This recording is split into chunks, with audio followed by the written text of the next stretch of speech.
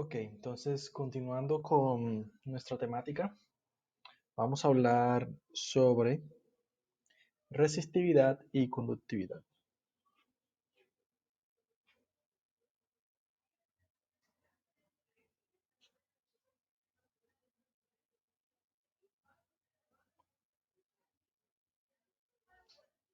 Ok, entonces anteriormente encontramos que la densidad de corriente la podemos expresar de forma vectorial y esta depende del campo eléctrico, ¿cierto? Y de las propiedades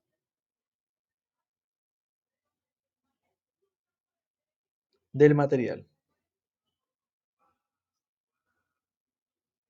¿ok?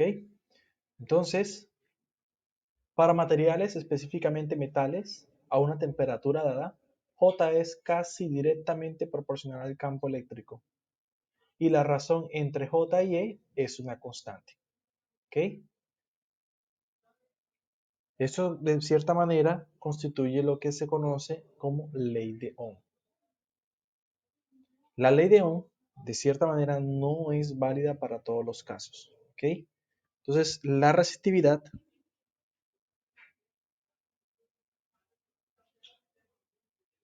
la vamos a definir usando la letra ρ, la letra griega ρ. Y entonces la resistividad se define como siendo la razón entre el campo y la densidad de corriente. Entonces, solamente cuando la densidad ρ es una constante, estamos hablando propiamente de la ley de Ohm. Si no lo es, pues ya deja de serlo. Resulta que para materiales mucho o para estudios de materiales un poco más avanzados, esa resistividad eh, es una matriz. Entonces ya hay que tomar mucho cuidado. ¿Ok? Pero bueno, vamos a escribir las unidades de ρ. Vamos a simbolizar esto acá para tenerlo presente aquí en nuestro conjunto de fórmulas que van a ser usadas más adelante. ¿Ok? Entonces, las unidades de ρ son el omega por metro. El omega, que es otra letra griega, va a simbolizar algo que se conoce como ohm o ohmio. ¿Ok? Y ya les mostraré por de dónde sale ese omega. Ese omega por lo menos está asociado a la razón entre voltaje y amperio. La razón entre voltaje y amperio me define el omega. ¿Ok? Y eso se puede ver haciendo lo siguiente. Vamos a hacerlo acá para que veamos y entendamos de dónde salen esas unidades. Resulta que nosotros vimos que ρ es igual al campo sobre J. Pero el campo nosotros vimos que se puede expresar en función de la diferencia, se define como el voltaje sobre metro y J, que es la densidad de corriente, es amperio sobre metro cuadrado. Esto aquí se va a reducir a B por metro sobre A. Y entonces esto que está aquí es lo que define el ohmio. ¿Ok? Una característica bien interesante es que para un conductor perfecto,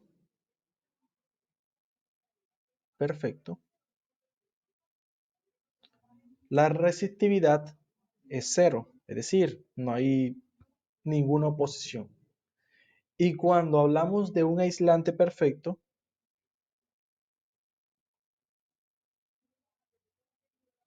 su resistividad es infinita. Hay casos especiales donde esa resistividad deja de ser una constante, como les mencioné al principio, y esto está asociado a algo que se conoce como el efecto Hall. ¿Ok? Pueden consultar esto con más calma de forma independiente y verán la inmensidad de aplicaciones en el cual algunos dispositivos usan el efecto Hall. ¿Ok? hablamos de efectos Hall clásicos, hablamos de efectos Hall cuántico. Esto tiene una aplicación inmensa, por lo menos en lavadoras. Ya las máquinas de lavadoras, los motores, tienen sensor Hall. ¿Okay? Entonces es interesante que den una leída sobre eso. El recíproco o la reciprocidad de la resistividad, algo así, 1 sobre ρ, define lo que se conoce como conductividad.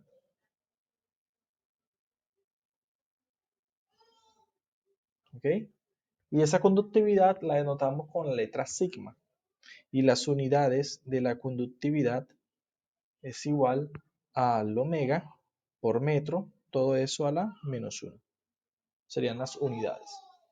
Entonces, los buenos conductores eléctricos también son buenos conductores térmicos, por ejemplo, los metales. Y los malos conductores sería el plástico y la cerámica, ¿cierto? Pero también tenemos semiconductores, que son resistividades intermedias entre metales y aislantes. Eso está asociado a temperaturas e impurezas.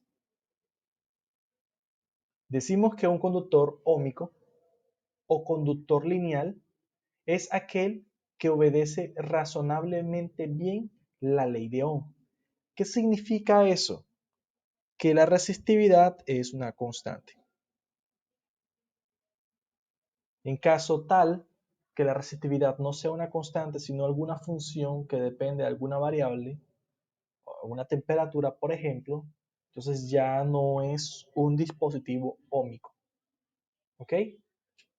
Entonces, podemos relacionar la resistividad en función de la temperatura. Entonces, la resistividad en función de la temperatura pues va a estar definido como siendo un ρ sub 0 por 1 más alfa T menos T sub 0, donde T sub 0 es una temperatura inicial. Esto aquí es el coeficiente de temperatura de la resistividad, coeficiente térmico,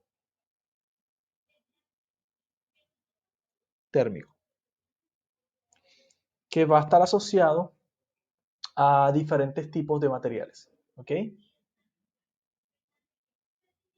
Y esta R sub 0 es la resistividad de una temperatura de referencia. ¿Ok? Resistividad de referencia. ¿Ok? Entonces vamos a ver algunas imágenes para darnos unas ideas. Aquí, por ejemplo, podemos observar una tabla con las resistividades ambiente a 20 grados centígrados para ciertas sustancias, plata, cobre, oro, aluminio, tungsteno. Tenemos conductores metales, tenemos aleaciones, semiconductores y aislantes, ¿cierto? Pero también podemos ver cómo es el comportamiento de la resistividad en función de la temperatura. Entonces tendríamos tres gráficos, A, B y C. En el caso A, pues el gráfico A describe el comportamiento de un metal, donde la resistividad se incrementa con el aumento de la temperatura, así como podemos ver. El semiconductor, la resistividad disminuye con el aumento de la temperatura, de forma exponencial. Pero el superconductor, que se define a temperaturas por debajo de la temperatura crítica, la resistividad es igual a cero. Solamente aquí la resistividad es cero. Después de la temperatura crítica, pues se comporta como un conductor normal. Miren la curva, ¿ok? Del caso de A. Pero por debajo de la temperatura crítica, pues el material es un superconductor, ¿ok? Un superconductor es aquel material que permite el flujo de electrones sin ningún tipo de disipación térmica. Es decir, los electrones fluyen y no colisionan con los iones que hacen parte de la red. Entonces, si ustedes tocan el metal o ese conductor por el cual circula esos electrones en un superconductor, pues no van a sentir ningún tipo de temperatura, es decir, no lo van a sentir caliente, que es lo que usualmente sucede para conductores usuales, convencionales. ¿Ok? Entonces tocan el cable y lo sienten calientes porque se genera algo que se conoce como efecto Joule. ¿Ok? Muy bien. Entonces vamos a hablar ahora sobre resistencia y ley de Ohm. Bueno, estos aquí son los coeficientes térmicos, ¿cierto? El alfa que les mostré, el alfa que está aquí, ¿sí ven? Aquí tenemos una tabla asociada a diferentes tipos de materiales: aluminio, latón, carbón, constantán, cobre, hierro, etcétera. ¿Ok? Entonces son valores que ya están predeterminados. Bueno, volviendo acá, vamos a hablar un poco sobre la resistencia y la ley de Ohm. Resulta que dentro del material, un conductor, pues se le suministra una diferencia de potencial en este sector aquí, mayor potencial, y aquí un menor potencial, y entonces comienzan a moverse los electrones. Y entonces ese movimiento de esos electrones es debido a que hay un campo eléctrico aplicado en el interior de ese conductor. Entonces, como hay movimiento de electrones, hay una corriente asociada. Entonces, la corriente fluye del mayor potencial al menor potencial. Nosotros podemos analizar eso como si eso fuese un sistema de placas paralelas, donde aquí el campo es uniforme. Tenemos una placa con un potencial mayor y aquí una placa con un potencial menor. Pero la distribución de cargas aquí es uniforme y aquí también. Entonces, por eso tenemos un campo eléctrico uniforme. Entonces, como hay una distancia de separación, pues yo puedo calcular su diferencia de potencial. ¿Ok? Entonces, vamos a ver cómo haríamos esto.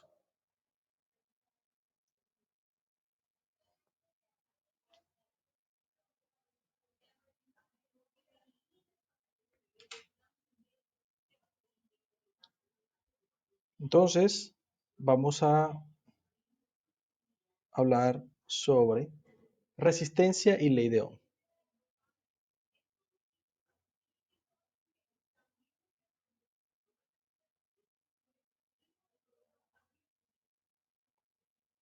¿Ok? Entonces, para eso, vamos a recordar que ρ se define como la razón del campo sobre la densidad de corriente. Y en forma vectorial podemos escribir el campo como siendo ρ veces densidad de corriente. Entonces, densidad de corriente, tenemos resistividad, y cuando se cumple la ley de Ohm, observemos, ρ debe ser constante,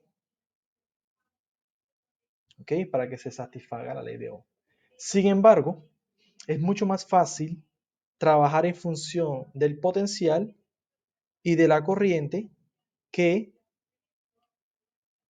en función de la densidad de corriente y el campo eléctrico. ¿Por qué? Porque son dos cantidades vectoriales y aquí son cantidades escalares. Entonces va a ser mucho más fácil trabajar con B y E. ¿Ok? Entonces, ¿qué vamos a analizar? Hombre, lo que les mencioné. Aquí tenemos un potencial mayor, un potencial menor.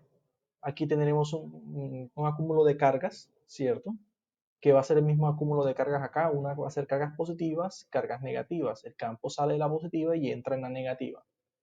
Entonces podemos analizar este sistema como si fuese un sistema de placas paralelas. ¿Ok? Miren que el campo se aleja del mayor potencial. Y la razón de eso está definida por esta expresión que estudiamos anteriormente.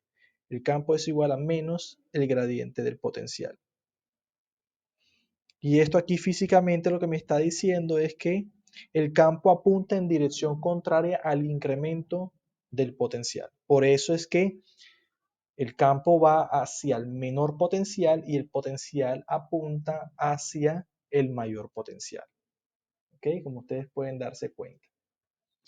Pero bueno, eso simplemente fue para que recordáramos. Entonces comencemos. Primero, sabemos que la diferencia de potencial en un sistema de placas paralelas es igual al campo por la distancia, ¿cierto? Pero en este caso ustedes pueden darse cuenta que la distancia es L. Entonces tendríamos el campo va a ser igual, perdón, la diferencia de potencial va a ser igual a la longitud, que sería L, que es la separación entre los mayor potencial y menor potencial, siendo A el mayor potencial y B el menor potencial. ¿Ok? Pero ¿qué sabemos nosotros? Sabemos que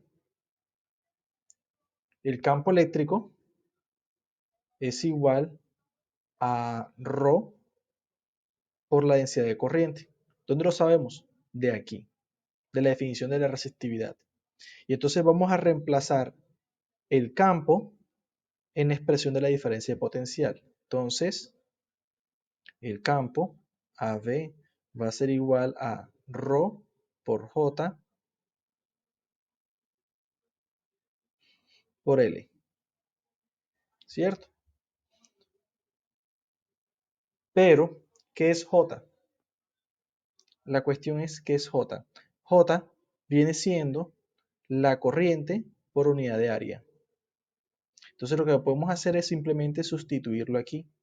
Y tendríamos que la diferencia de potencial AB va a ser igual a ρ por la corriente por L sobre A. ¿Ok? Entonces podemos organizar estos términos y llamar ρ por L sobre A. Y esto que está aquí, que voy a encerrar en el cuadrado, define lo que es la resistencia.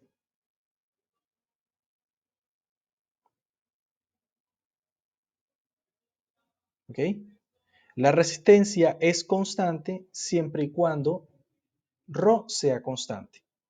Y si es constante, entonces satisface la ley de Ohm. Entonces, si la resistencia, si R es constante, ρ también es constante. Y entonces se preserva la ley de Ohm. Es decir, si R es constante, entonces el dispositivo es un dispositivo óhmico. Si R es alguna función que no es constante, entonces el dispositivo no sería óhmico. Un ejemplo de ese dispositivo no óhmico es el diodo. Un ejemplo de un dispositivo que es óhmico, la resistencia. ¿Ok? Entonces, de aquí podemos finalmente encontrar nuestra ley de Ohm, que básicamente es la diferencia de potencial va a ser igual a la resistencia por la corriente. Y de aquí podemos derivar otras relaciones. Podemos derivar que la corriente es igual a la razón de la diferencia de potencial sobre R, y también podemos derivar que R es igual a la diferencia de potencial sobre I. ¿Ok? Entonces tendremos tres expresiones de bastante ayuda que iremos a trabajar cuando veamos los circuitos. ¿Ok? Para que la tengamos presente. Entonces, recuerdo nuevamente, si la resistencia es constante, tenemos ley de Ohm. Si no lo es, pues vamos a tener dispositivos que no son óhmicos. ¿Ok? Hablamos de ley de Ohm entre aspas, entre comillas, en realidad. No es una ley universal.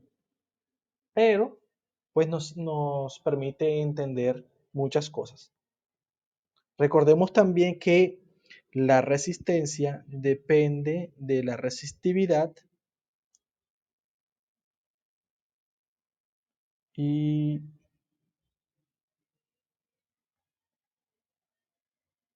el área. Entonces aquí sería la longitud del conductor y esta sería el área transversal del conductor.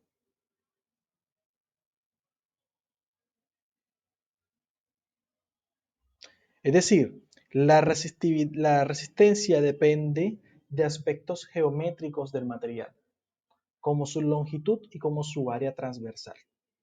¿Ok? Entonces, solo es correcto llamar B y R de ley de Ohm cuando R sea constante. Y observen, las unidades de la resistencia es el ohmio, que dijimos antes que es el ohm. ¿Ok? Entonces, así como pudimos escribir anteriormente la resistividad en función de la temperatura,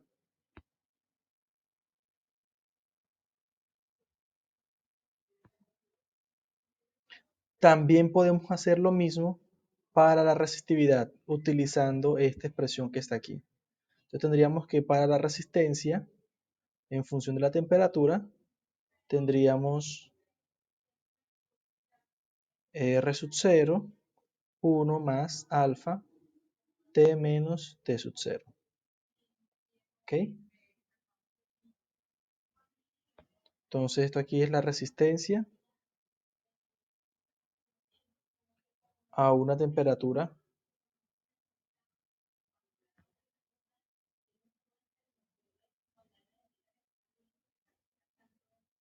dada. Y esto aquí por lo menos es el coeficiente de temperatura de la resistencia. ¿Ok? Entonces vamos a definir para terminar un resistor. Un resistor es un dispositivo con resistencia específica entre sus extremos. ¿Ok?